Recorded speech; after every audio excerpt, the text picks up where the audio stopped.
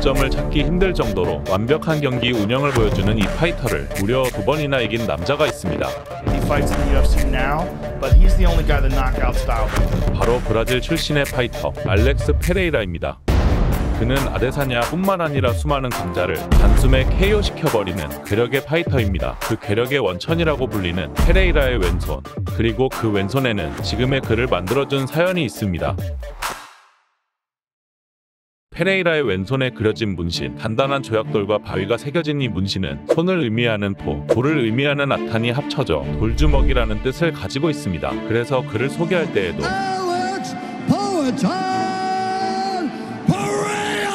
그런데 이 포아탄이라는 단어는 사실 브라질에서 주로 쓰는 포르투갈어가 아닙니다. 포르투갈이 브라질에 오기 전부터 존재한 원주민 투피족이 쓰는 단어입니다. 실제로 지금까지도 브라질 아마존 부근에는 수많은 원주민들이 살고 있는데 페레이라의 아버지도 그중 한 명이었습니다. Os índios antigamente não tinha muito recurso para fazer a sua caça, ia na raça porque era guerreiro mesmo. 원주민으로 살아가던 그의 아버지는 어느 날 도시로 나와 벽돌공 일을 시작했고 아내를 만나서 결혼 후 낳은 아들이 바로 알렉스 페레이라입니다. 페레이라는 아주 어렸을 때부터 벽돌공인 아버지의 일을 도왔습니다. 그리고 그가 살고 있는 파벨라라는 곳은 수많은 집들이 숨막히도록 붙어있어 벌집이라는 뜻을 지닌 빈민촌이었습니다. 가난의 굴레에서 벗어나지 못하는 사람들이 가득한 절망적인 동네. 그는 어린 시절부터 자신이 속한 환경을 자연스럽게 깨닫고 책임감을 짊어질 수밖에 없었습니다. 그래서 12살 때 다니던 학교를 중퇴하고 타이어 가게에서 일하며 돈을 벌기 시작합니다. 하루에 12시간이 넘는 시간을 일하는 상당히 고된 육체 노동이었는데 페레이라는 이때 노동을 했기 때문에 지금 격투기에 최적화된 몸 상태를 갖추었다고 말하기도 했습니다. 더군다나 페레이라는 자신이 어떤 일을 할 때 그 일을 완벽하게 하려고 하는 완벽주의 마인드가 있었기에 더더욱 열심히 일했고 그가 14살이 되었을 때에는 성인이나 할 수 있는 업무를 혼자서 도맡아 했다고 합니다.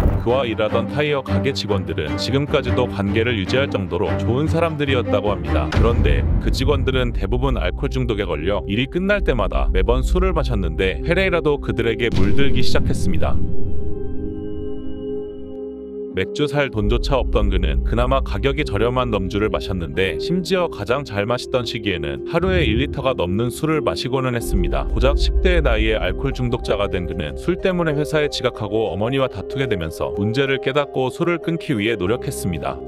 하지만 parar de novo. Aí daqui a pouco ficava 3, aí daqui a pouco tentava de novo 4.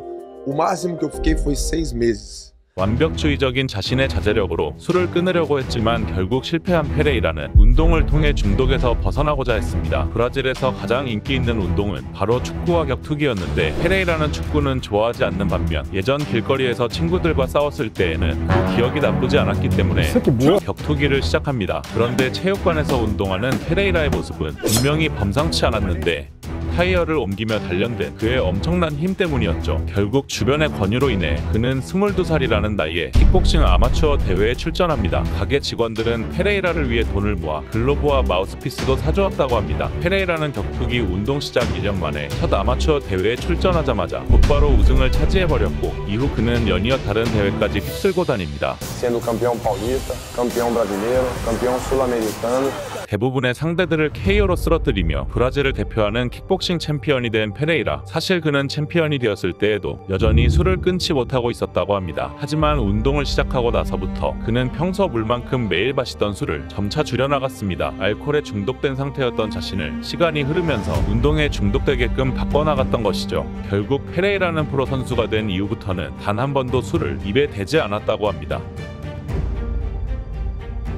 술을 완전히 끊은 이후 더 월등한 실력을 갖춘 그는 프로 선수의 자격을 얻어 브라질 격투기 단체 WGP에서 뛴 것은 물론 최고의 킥복싱 단체인 글로리 무대까지 병행하며 맹활약합니다. 그리고 그 단체들에서 모두 챔피언을 차지했습니다. 특히 글로리에서는 오랜 시간 동안 미들급 챔피언의 자리를 지켰을 뿐만 아니라 라이트 헤비급 챔피언까지 차지하면서 킥복싱으로는 그를 따라올 자가 없었죠. 물론 그가 속한 단체마다 최강자의 포스를 뽐내기는 하지만 그가 패배한 적이 없는 것은 아닙니다. 2013년 알렉스 페레이라는 이미 한번 이긴 적이 있는 세자르 알메이다를 WGP 토너먼트 결승에서 만나는데 속도감 넘치는 접전을 펼치지만 판정으로 패배하게 됩니다. 하지만 2년 뒤 그는 다시 알메이다를 만나서 인상적인 유효타로 다운까지 시키며 판정으로 승리하고 복수에 성공하죠. 그런가 하면 2015년 페레이라는 이전에 타 단체에서 자신에게 패배를 안겼던 제이슨 윌리스를 글로리에서 만나는데 경기 초반에 잠시 다운당하는 등 아쉬운 모습을 보이며 판정패 당합니다. 하지만 4년 뒤인 2019년 이 두 선수는 원래 체급인 미들급이 아니라 라이트 헤비급 잠정 타이틀을 두고 만나는데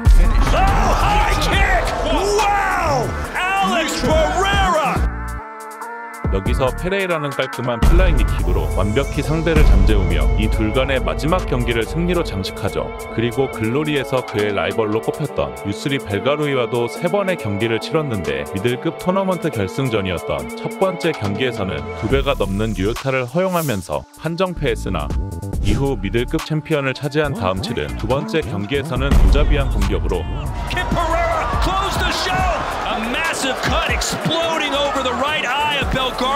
닥터 스탑을 받아내며 승리했고 1년 뒤 다시 챔피언 방어전으로 치른 세 번째 경기에서는 이렇듯 그는 자신에게 패배를 안긴 선수와의 마지막 경기에서 늘 승리를 쟁취하여 복수를 성사시키기도 했습니다.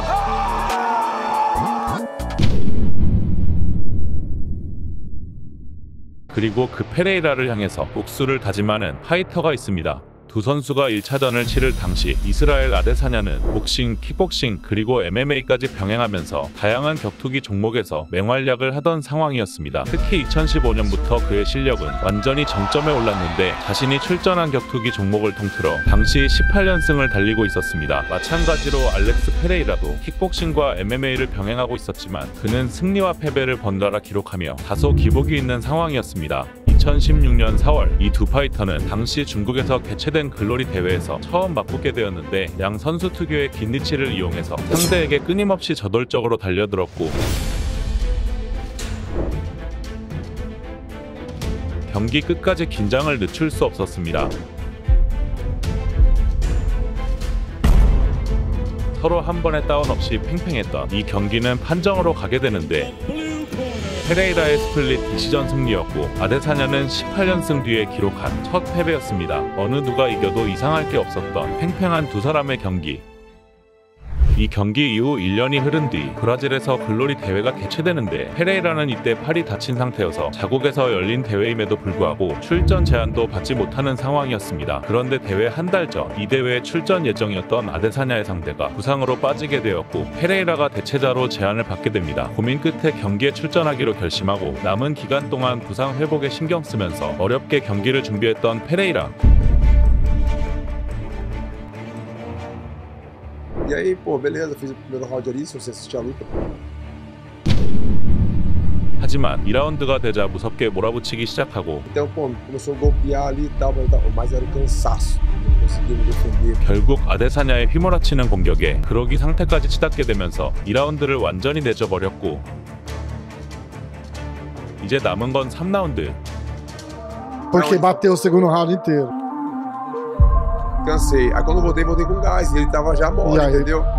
3라운드가 시작하자마자 자신의 에너지를 쏟기 시작하는데 깔끔하게 KO로 그를 끝내버리는 알렉스 페레이라였습니다. 페레이라에게 승리했던 선수가 몇 명 존재했지만 아데사냐는 그에게 승리를 거두지 못하고 2번이나 패배하고 말았습니다. 이 충격적인 커리어 첫 KO 패 이후 아데사냐는 복싱과 킥복싱을 정리하고 오직 MMA에 집중하기 시작합니다. 그리고 그가 MMA 선수로서 무서운 기세로 끊임없이 승리를 기록하고 마침내 UFC에서 미들급 챔피언 자리에 오르자 아데사냐의 이름값이 오른 동시에 페레이라도 사람들에게 회자되기 시작합니다. 아데사냐의 격투기 커리어를 통틀어 그를 판정패시킨 파이터는 몇 명 있었지만 그를 KO시킨 파이터는 알렉스 페레이라가 유일했기 때문입니다. 그리고 아데사냐가 UFC 챔피언으로 승승장구할 때 페레이라는 글로리의 두 체급을 정복하면서 사실상 킥복싱 커리어로는 더 이상 올라갈 곳이 없었습니다. 더군다나 현재 어떤 격투기 단체도 인지도 면에서 UFC를 따라올 수는 없었기에 같은 챔피언이라 해도 여러가지 차이가 존재했습니다. 그래서 그는 자연스럽게 커리어의 무게를 MMA 쪽에 두려고 생각합니다. 동시에 MMA에서 왕좌가 된 아데사냐를 먹잇감으로 노리고 있던 것이죠. 페레이라가 MMA에 집중하려던 그때 그의 매니저는 같은 브라질 국적 국적의 선수인 글로벌 테세이라를 소개시켜줍니다. 테세이라는 레슬링에 강점이 있었고 페레이라는 타격에 강점이 있으니 서로 훈련을 해서 상호 보완을 하라는 뜻이었죠. 실제로 훈련의 시너지 효과가 발휘된 건지 테세이라는 무려 42세라는 나이에 라이트 헤비급 챔피언을 차지하기도 했고, 페레이라는 2021년 11월 UFC에서 첫 경기를 치르고 순식간에 3연승을 거두면서 불과 1년 만에 타이틀전을 앞두고 있습니다. 결국 페레이라가 UFC에 온 순간부터 이 둘의 만남은 숙명과도 같은 것이었습니다. 아데사냐는 5년 만에 복수를 꿈꾸고 있고 페레이라는 다시 한번 사냥을 원합니다. 아데사냐는 킥복싱과 MMA는 다른 싸움이고 무엇보다 과거와 지금의 자신은 다른 사람이 되었다고 말합니다. 페레이라는 킥복싱이든 MMA든 상관없으며 2번이나 꺾은 상대에게 달라질 건 없다고 말합니다. 과연 누구의 말이 진실이 될까요?